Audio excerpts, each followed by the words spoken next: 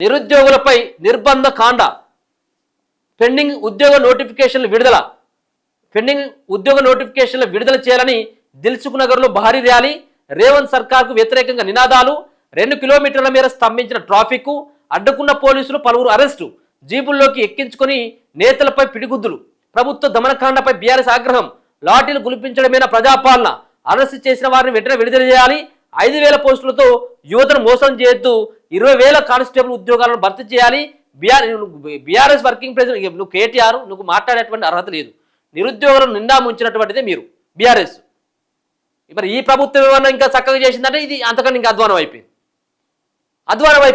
రేవంత్ రెడ్డి ప్రియాంక గాంధీని, రాహుల్ గాంధీని, ఈ గాంధీని, ఆ గాంధీని తీసుకొని పోయాడు, ఆ సెంట్రల్ లైబ్రరీలో కూర్చోబెట్టి వాళ్ళకి మాయ మాటలు చెప్పిండు. వాళ్ళని నిరుద్యోగులు కాంగ్రెస్ పార్టీ కార్యకర్తలాగా వాడుకొని వీళ్ళు ఇలా గద్దెనెక్కిన తర్వాత చాలా ఉద్యోగాలకు సంబంధించినటువంటి ఊసే లేదు.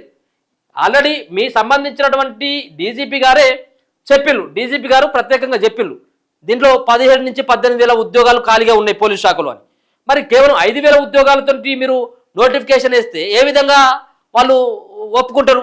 కాబట్టి ఉన్నటువంటి 20,000 ఉద్యోగాలను భర్తీ చేసి 20,000 ఉద్యోగాల కోసం నోటిఫికేషన్ ఇవ్వాలి తప్పించి మీరు 5,000 ఉద్యోగాలతోటి నోటిఫికేషన్ వచ్చినట్టయితే ఉంటే కనీసం ఈ ఉన్నటువంటి రిజర్వేషన్లు ఇంకా మిగతా సంబంధించినటువంటి ఈ 5,000 ఉద్యోగాలు, 3,000 ఉద్యోగాలు హైదరాబాద్ సంబంధించినటువంటి ఈ చుట్టుపక్కల ఉన్నటువంటి వాళ్ళకే, కేవలం 2,000, 2,500 ఉద్యోగాలు మాత్రమే ఆయా జిల్లాలకు సంబంధించినటువంటి వాళ్ళు. ఎందుకంటే వాళ్ళు ఇక్కడ స్థానికులు గారట వాళ్ళు. కాబట్టి జిల్లా వైజ్గా వాళ్ళు అప్లై చేసుకోవాలి. దాంట్లో ఇక బీసీఏలో, బీసీడీలో ఒక్కొక్క జిల్లాకు ఒక్కొక్క పోస్టు కూడా లేదు, కులానికి ఒకటి కూడా. దీనివల్ల ఇబ్బందులు అవుతూ ఉన్నాయి. మేము ఏళ్ళకేళ్ళు పడి మేము చదువుకుంటా ఉంటే మీరు ఈ ఉద్యోగాలతో మభ్యపెట్టేటువంటి ప్రయత్నం సరైంది కాదు అని చెప్పేసి నిరుద్యోగులు వాళ్ళంతా కూడా ఆవేదన వ్యక్తం చేస్తున్నటువంటి ఆ సందర్భం కూడా కనబడతా ఉంది. ఇగో నిన్న పెద్ద ఎత్తున కూడా రోడ్ల మీదకి వచ్చి ఇగో చూసుకోవచ్చు అక్కడ నిరుద్యోగులని వాళ్ళంతా కూడా తీసుకువెళ్తూ వాళ్ళంతా లాక్కెళ్తూ ఉన్నటువంటి దృశ్యాలు కనబడతా ఉన్నాయి. పోలీసులు పిడిగుద్దులు గుద్దుకుంటూ.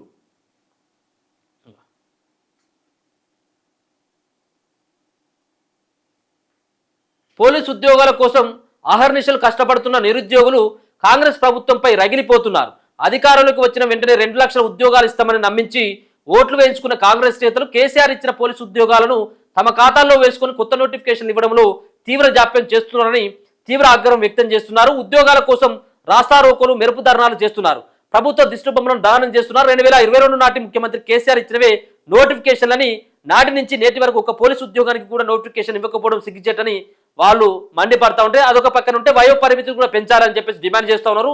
ప్రభుత్వం తక్షణమే స్పందించి 20,000 పోస్టులతో మెగా పోలీసు నోటిఫికేషన్ విడుదల చేయాలని, నోటిఫికేషన్ల జాప్యం వల్ల వయసు కోల్పోయిన అభ్యర్థులకు వయో పరిమితిని 35 ఏళ్లకు పెంచాలని నిరుద్యోగులు డిమాండ్ చేస్తున్నారు. జీవో 46ను పూర్తిగా రద్దు చేయాలని, లాంగ్ జంప్ను 3.8 మీటర్లకు తగ్గించాలని ప్రధానంగా కోరుతున్నారు. ఈ విషయంపై మార్చి 10న నిరుద్యోగ మిలియన్ మార్చి నిర్వహించి తలపెట్టిన నిరుద్యోగులను జిల్లాలు, పట్టణాల్లో ముందస్తు అరెస్టులు చేశారు.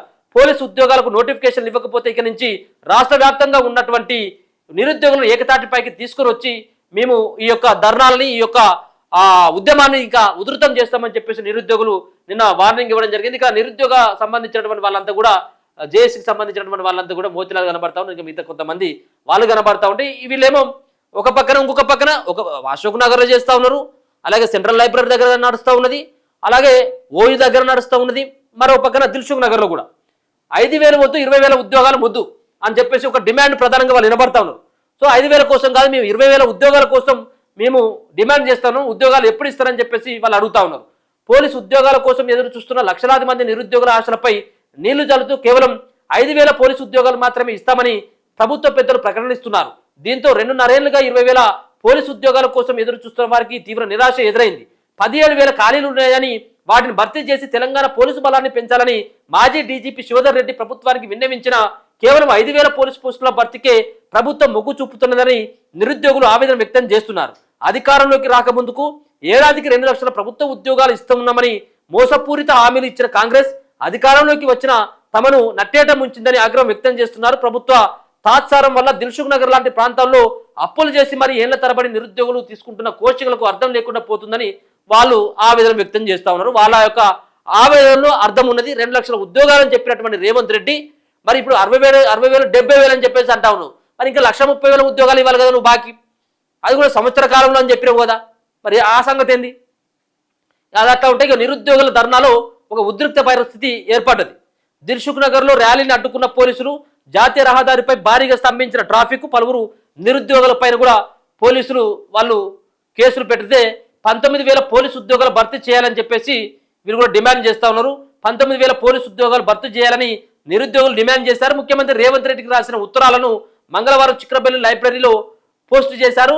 జేఏసీ నేతలు కిరణ్, వీరేష్, సంపత్, మధుసూదన్ వీళ్ళందరూ కూడా ఒక రకంగా రేవంత్ రెడ్డికి విజ్ఞప్తి చేస్తూ 19,000 పోలీసు ఉద్యోగాలను భర్తీ చేయాలని చెప్పేసి వాళ్ళు లెటర్ల ద్వారా విన్నవిస్తున్నటువంటి ఆ సందర్భం కూడా కనబడతా ఉంది. రేవంత్ రెడ్డి గారు మరి నిరుద్యోగులతో పెట్టుకున్నటువంటి ఏ ప్రభుత్వాలు కూడా అది కూడా అవి బట్టగట్టినట్టుగా లేదు కాబట్టి వాళ్ళకు మీరు ఇస్తానన్నటువంటి ఉద్యోగాల సంగతి ఏందో మీరు క్లారిటీగా 5,000 ఉద్యోగాలు కాదు, ఎటు కాకుండా కానీ 20,000 ఉద్యోగాలని భర్తీ చేయాలని చెప్పేసి నిరుద్యోగులంతా కూడా ప్రధానంగా డిమాండ్ చేస్తాను. దీన్ని మీరు పరిగణలోకి తీసుకోకపోతే నిరుద్యోగులంతా మళ్ళీ రోడ్ల మీదకి వచ్చి ఒక ఉద్రిక్తమైనటువంటి ఒక పరిస్థితి, ప్రభుత్వం పైన ప్రెషర్ తీసుకొచ్చేటువంటి పరిస్థితికి దారి తీస్తుంది. కాబట్టి మీరు నిరుద్యోగుల విషయంలో కొంత సానుకూలంగా స్పందించాల్సినటువంటి పరిస్థితి అయితే ఆసన్నమైంది, సమయం కూడా.